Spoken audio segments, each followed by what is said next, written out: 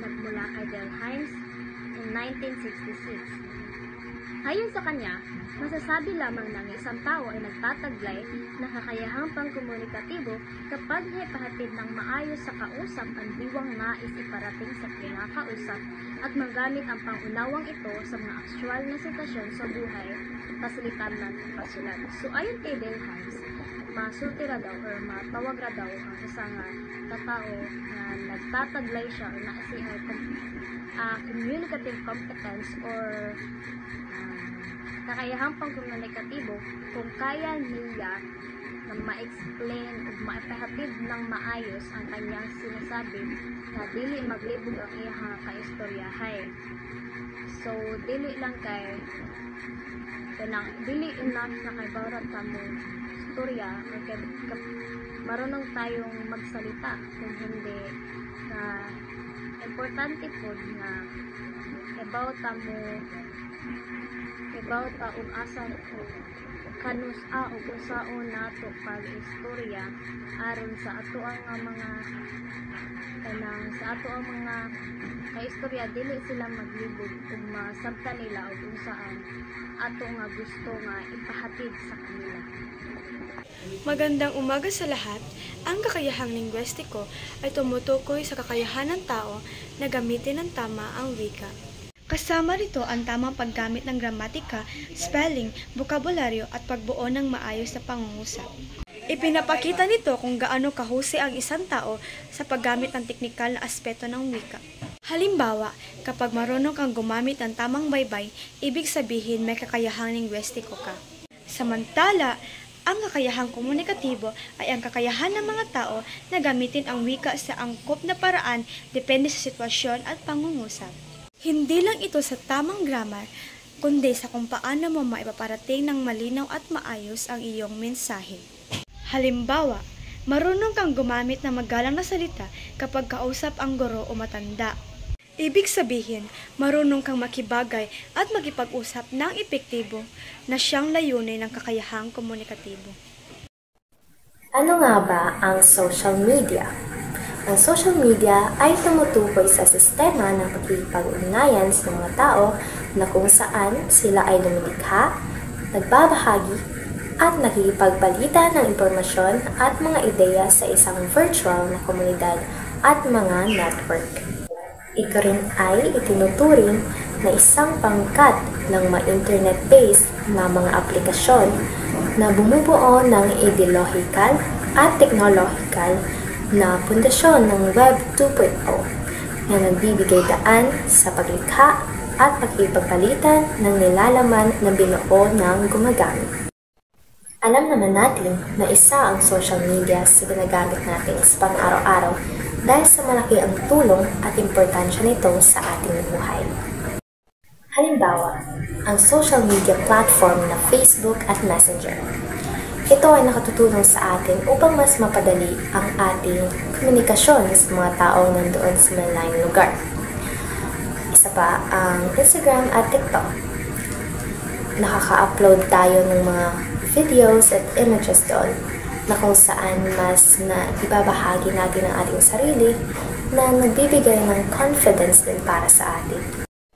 Panghuli ay ang YouTube na kung saan may mga taong nag-upload ng mga educational videos doon na nagbibigay sa atin o mas napapalawak ang ating kaalaman. Sa kabuuan, ang social media o mga social media platforms ay malaki ang may tutulong upang magkaisa ang mga tao sa mundo. Ngunit ating tandaan na may masamang epekto rin ito sa atin at sa ibang tao kung ikaw ay magpupost ng masasama at peking impormasyon. MySpace. Isa ito sa mga laganap na social networking or SN. Ayon kay Paul Marks 2006, ang MySpace ayon sa Outlaw.com 2006 ay ginawa ni Brad Greenspan para sa lahat. Ito ay para sa mga magkakaiba at sa mga taong mahilig makipag-usap sa iba.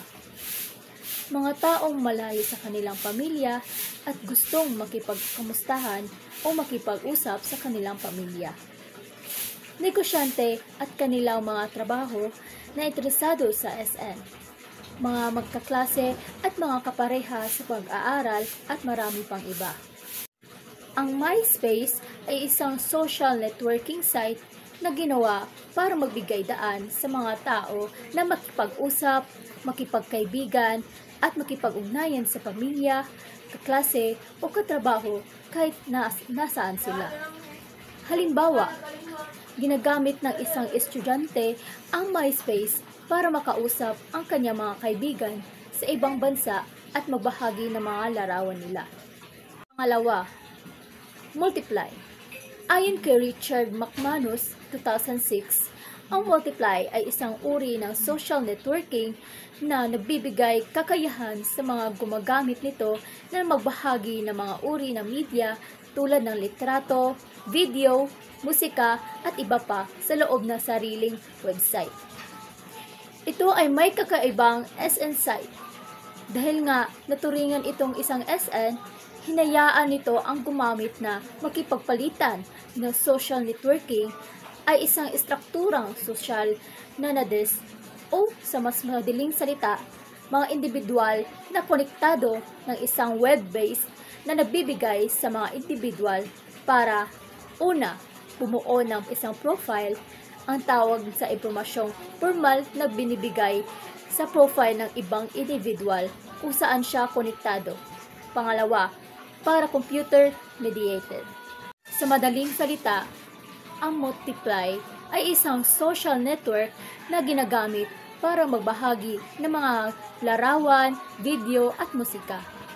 Isa rin itong paraan na pagkikipag-ugnayan sa ibang tao sa pamamagitan ng sariling webpage. Halimbawa, isang photographer ang nag-a-upload ng kanyang mga kuha sa Multiply para ipakita sa kanyang mga kaibigan at kliyente. Facebook, literal na aklat ng muka o Facebook ay isang social networking website na libre ang pagsali at pinatakbo ng pag-aari ng Facebook na isang pampublikong kumpanya ginagamit sa pagpapadala ng mensahe, pag-upload ng mga larawan, videos, makipag-chat o makipag-usap at iba-iba pang gamit nito.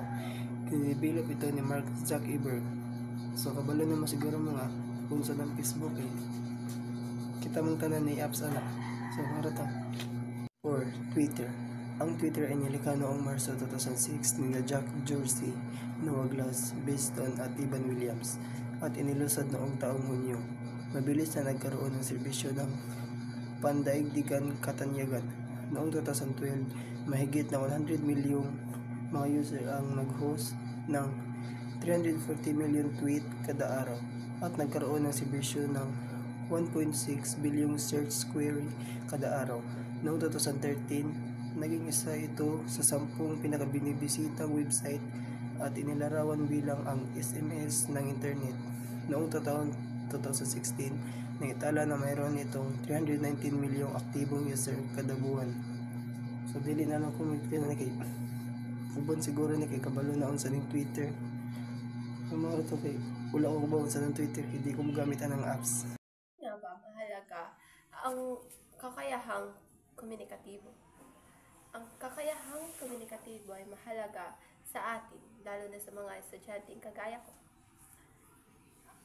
Ang kahalagahan nito ay kailangan natin makisalamuha sa mga iba't ibang tao, lalo na sa ating mga guro. Ano naman ang kahalagahan ng YouTube?